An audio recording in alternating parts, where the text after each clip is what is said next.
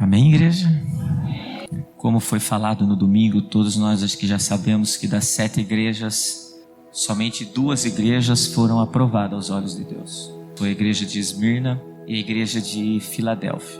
Irmãos, e quando o nosso Senhor Jesus, ele escreve as 7 cartas às 7 igrejas, o que ele faz é um diagnóstico das igrejas. E nós já aprendemos que quem é a igreja somos nós. Nós somos a igreja de Cristo. Como foi muito bem colocado aqui, cada um de nós aqui é uma igreja. E essa igreja tem que ser templo do Espírito Santo de Deus.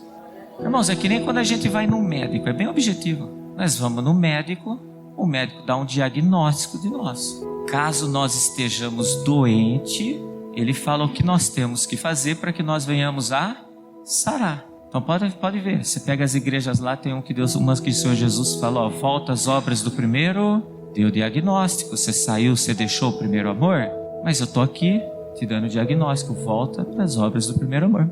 Mas qual o propósito de eu apregoar hoje? Eu vou apregoar sobre a igreja de Esmirna, que é uma das que foram aprovadas junto com Filadélfia, para que nós saibamos, irmãos, que mesmo nós, como igrejas de Cristo, se porventura Deus olha para nós e vê que as nossas obras são aprovadas aos seus olhos, nós vamos aprender hoje que mesmo nós sendo aprovados, nós vamos ser provados e nós vamos passar sim por adversidades aos olhos de Deus. Amém? Então vamos para o texto, tá? Se encontra em Apocalipse, se alguém quiser abrir a tua Bíblia, 2, do 8 ao 11, diz assim, ó. E ao anjo da igreja em Esmirna escreve: isto diz o primeiro e o último, que foi morto e reviveu. Conheço as tuas obras e tribulação e pobreza, entre parênteses, mas tu és rico. E a blasfêmia dos que se dizem judeus e não são, mas são a sinagoga de Satanás. Nada temas das coisas que hás de padecer. Eis que o diabo lançará algum de vós na prisão, para que sejais tentados. E tereis uma tribulação de 10 dias. Sê fiel até a morte, dar-te-ei a coroa da vida. Quem tem ouvidos, ouça o que o Espírito diz às igrejas. O que vencer não receberá o dano da segunda morte. Amém, irmãos? Vamos começar com os versículos 8 e 9. Põe para mim, irmã. E ao anjo da igreja de Esmirna escreve: isto diz o primeiro e o último, que foi morto e reviveu. Irmãos, a primeira coisa que nós temos que entender para as 7 igrejas é que quem está escrevendo a carta é o nosso próprio Senhor Jesus. Porque quem que é o primeiro? Quem que é o último? Quem que é o verbo de Deus? Então nós não temos que ter dúvida disso. Quem que foi morto e reviveu? Então a primeira coisa é isso. Mas nota, irmãos, que o nosso Senhor Jesus aqui, ele começa dizendo assim no versículo 9, ó: conheço as tuas obras. As obras daquela igreja. E nós já aprendemos lá que a igreja é um grupo de pessoas com mesma ideia e doutrina. Então cada um de nós aqui, nós somos uma igreja aos olhos de Deus. O que o nosso Senhor Jesus está dizendo para nós nesta noite? Ele conhece a obra de cada um de nós aqui hoje. Cada um, irmãos. Nada passa despercebido do nosso Senhor Jesus. Eu posso esconder algo do irmão, mas de Deus eu não escondo as minhas obras. Porque olha o que está escrito em Hebreus 4,13. A primeira coisa que nós temos que entender está aqui, ó. E não há criatura alguma encoberta dele. Antes, todas as coisas estão nuas e patentes aos olhos daquele com quem temos que tratar. Em outras palavras, irmãos, não dá para esconder nada, porque um dia nós vamos que prestar conta a Ele.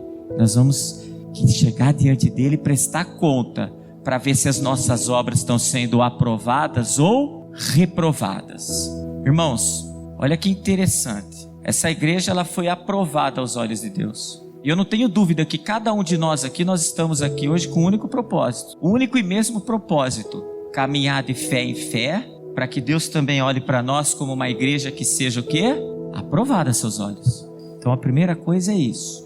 E se a gente for uma igreja aprovada aos olhos dele, se ele está olhando para nós hoje, agora nós vamos entender que Deus permite tais situações em nossas vidas, mesmo nós aqui se esforçando para ser aprovado aos olhos dele. Amém? Continuando o texto, irmãos, notem lá que mesmo a igreja sendo aprovada, ela conhece as tuas obras, essa igreja tinha obras aprovadas, olha 2, ela passava, diz lá, e tribulação.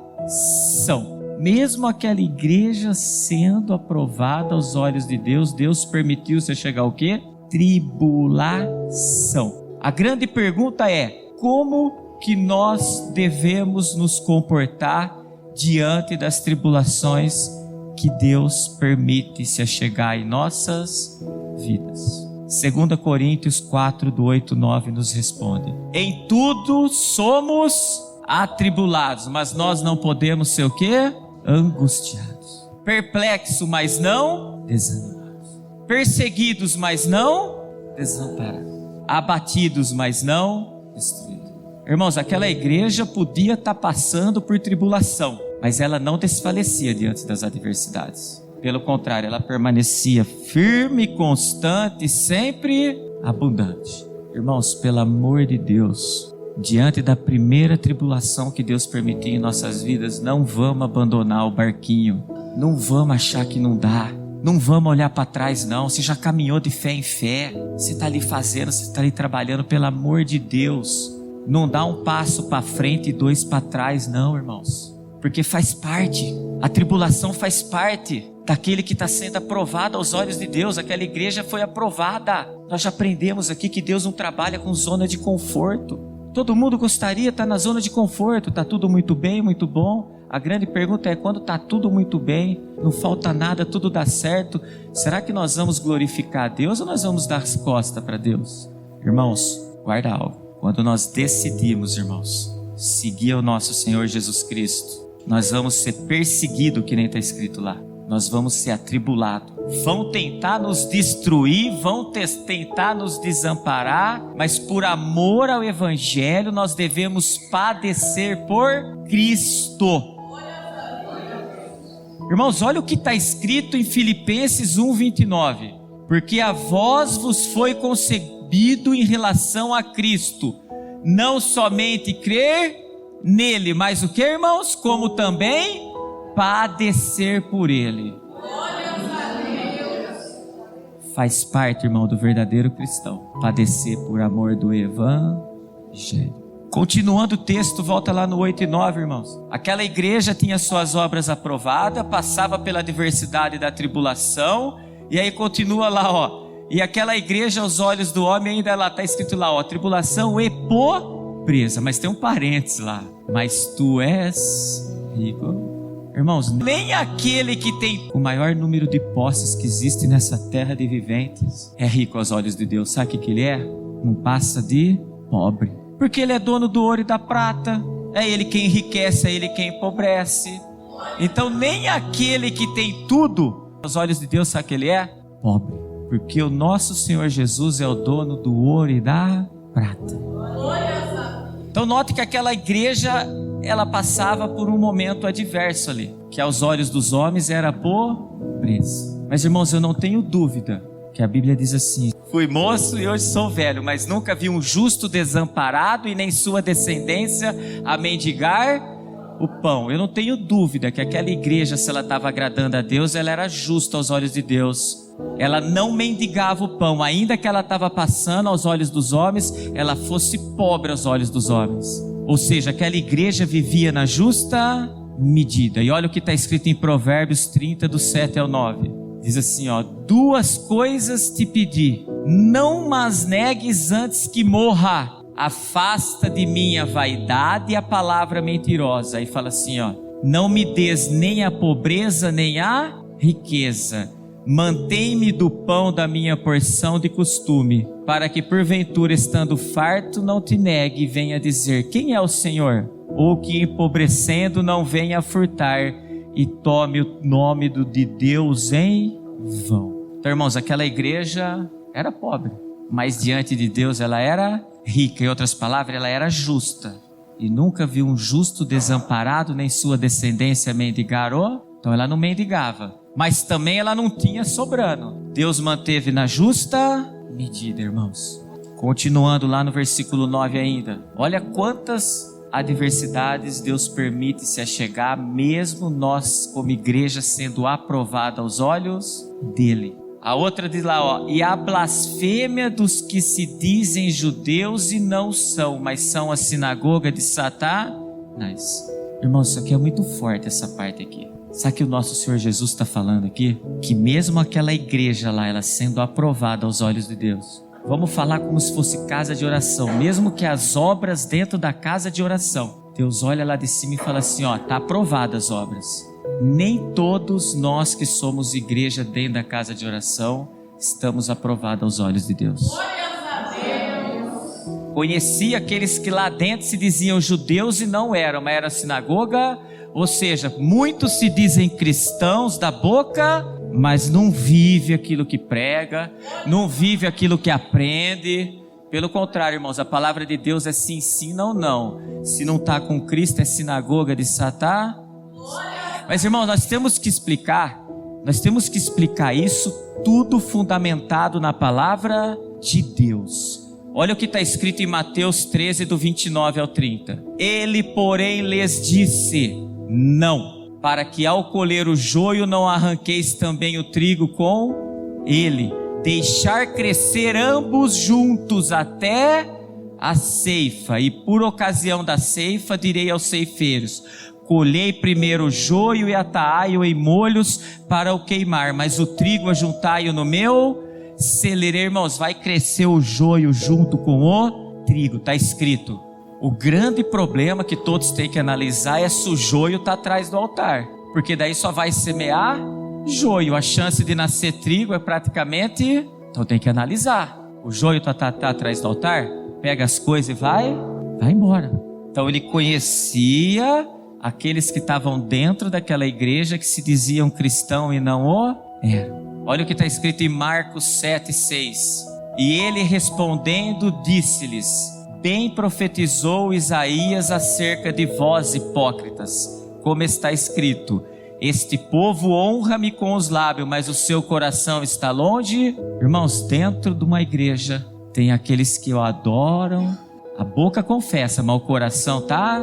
Deuteronômio 11:26. Eis que hoje ponho diante de vós a bênção e a maldição. Sabe por que isso aqui, irmãos? Livre-ar. Então está escrito, porque dentro da igreja o Senhor Jesus, ele conhece aqueles que se dizem cristão e não são. Primeiro, porque lá dentro vai ter o joio crescendo junto com o trigo. Segundo, porque vão ter aqueles que vão confessar ele com a boca, mas o coração está longe. E terceiro, irmãos, o nosso Senhor Jesus, ele não obriga e força ninguém a nada, ele não é invasível. Tem o livre arbítrio, ele nos dá a escolha, ele coloca diante de nós a bênção e a maldição. Depois, se você continuar lendo o texto lá, para aqueles que seguem os mandamentos, bênção. Para aqueles que não seguem, maldição. Amém, irmãos? Vamos para o versículo 10, irmã, de Apocalipse 2:10, diz assim, mas olha como o nosso Senhor Jesus é bom. Um monte de adversidade se chegando. Olha a palavrinha que ele fala para nós, não temas das coisas que hás de padecer. Irmãos, ele está falando assim, não temas, não tenha medo, não se desespere, não se aterrorize, porque nós estamos aprovados aos olhos dele, ele é conosco. Não temas, vai se chegar. Irmãos, eu até coloquei aqui alguns apóstolos, fui estudar, olha aqui, o apóstolo Pedro foi crucificado de cabeça para baixo em Roma, padeceu como está escrito lá, volta no versículo 10, as coisas de há de padecer, padeceu por amor ao evangelho. André foi martirizado e morto na Grécia. Tiago, filho de Zebedeu, morto por Herodes, o primeiro dos apóstolos a ser morto. Bartolomeu foi posto vivo num saco e lançado no mar. Tomé trabalhou na Índia e ainda foi martirizado e morto. Só alguns, irmãos, como exemplo, tem todos aqui. Dá para a gente estudar como cada um padeceu por amor ao evangelho. Por isso que lá no versículo diz, nada temas das coisas que há de padecer. E o nosso Senhor Jesus vem na frente e fala assim, o que está preparado para nós? Fala lá, eis que o diabo lançará alguns de vós na prisão, para que sejais tentados. Olha a armadilha do nosso inimigo. Ele irá nos lançar numa prisão. Sabe qual que é o pior cárcere que existe, irmãos? É o cárcere espiritual. Quando a gente acha que está fazendo tudo certo e está fazendo tudo errado. Esse é o pior cárcere, a pior prisão. Você fica preso no erro. É lógico, uma prisão física também não é legal, você não tem para onde ir. Mas qual que é o objetivo de nos lançar na prisão lá? Para que nós sejamos tentados. Mas, irmãos, olha o que está escrito em 1 Coríntios 10:13. Não veio sobre vós tentação senão humana, mas fiel é Deus, que não vos deixará tentar acima do que podeis. Antes, com a tentação, dará também o quê? O escape, para que possais suportar. Deus não vai permitir uma tentação maior do que a gente pode suportar. Mas faz parte para aquele que, como igreja de Cristo, está sendo aprovado aos olhos de... Vai vir a tentação também. Até o nosso Senhor Jesus, ele foi tentado. E você sabe como que ele venceu a tentação, irmãos? Está escrito. Jesus, cheio do Espírito Santo, voltou do Jordão e levado ao Espírito ao deserto. E 40 dias foi tentado pelo diabo. E naqueles dias não comeu coisa alguma. E terminados aquele dia, ele teve o quê? Fome. Olha como o diabo é astuto. Ficou sem comer. O que teve? A tentação veio em cima da fome. E disse-lhe o diabo: se tu és filho de Deus, diz a esta pedra que se transforma em pão. Como que ele venceu? E Jesus respondeu: está escrito. Irmãos, vai na outra tentação, irmão. O diabo, levando a um alto monte, mostrou-lhe todo mundo. E disse-lhe o diabo: dar-te-ei todo este poder, sua glória, porque a mim me foi entregue e dou a quem quero. Portanto, tinha que fazer o que? Se adorar. Olha o que o Senhor Jesus respondeu: vai-te para trás de mim, Satanás, porque está escrito. Irmão, sabe como a gente vai vencer as tentações da nossa vida? Está escrito. Está escrito: adorarás o Senhor teu Deus e só a Ele servirás. Quando você fala está escrito, irmãos, o diabo vai embora. Amém? Irmãos, aí continuando o texto lá no versículo 10, diz assim, ó, para que sejais tentados, e terei uma tribulação de 10 dias. E a pergunta que a gente tem que fazer é, mas por que uma tribulação de 10 dias? A primeira coisa é meio que óbvia, porque 10 dias a gente sabe que vai ter um começo, um meio e um fim. Não vai ser 11, não vai ser 12. Quer dizer, Deus não dá uma tentação maior do que a gente pode supor? Tá. Você já imaginou se Ele dá uma tentação de 30 anos para nós? Nós vamos aguentar? Então Deus está falando, ó, tem um limite. Tem um começo, meio e um fim. Mas 10 também, irmãos, 10 está relacionado à plenitude de Deus. Uma coisa plena, irmão, é uma coisa que já passou da perfeição, não tem mais o que melhorar, é a plenitude de Deus. Em várias ocasiões na Bíblia são mencionados o número 10. Os 10 mandamentos dados a Moisés, os 10 dias de arrependimento do Rosh Hashanah, que é o Yom Kippur, os 10 talentos do servo que multiplicou nas parábolas de Jesus. Servo bom e fiel. Irmãos, 10 é a plenitude de Deus. Então saibamos que como igreja, mesmo aprovada aos olhos de Deus, vai se chegar uma tribulação, uma tentação de 10 dias. Uma tribulação de 10 dias. Amém, irmãos? Amém. E olha como que finaliza esse texto do versículo 10. Ser fiel até a morte. Irmãos, a fidelidade com Deus não é um dia, não. Não é 2, não é um ano. Quanto estava na fidelidade com Deus? Olhou para trás. É até a nossa morte nessa terra de viver. Isso é padecer por amor ao Evangelho. Isso é padecer por amor ao Evangelho. Que é dar a nossa vida por amor ao Evangelho. Ser fiel até a morte.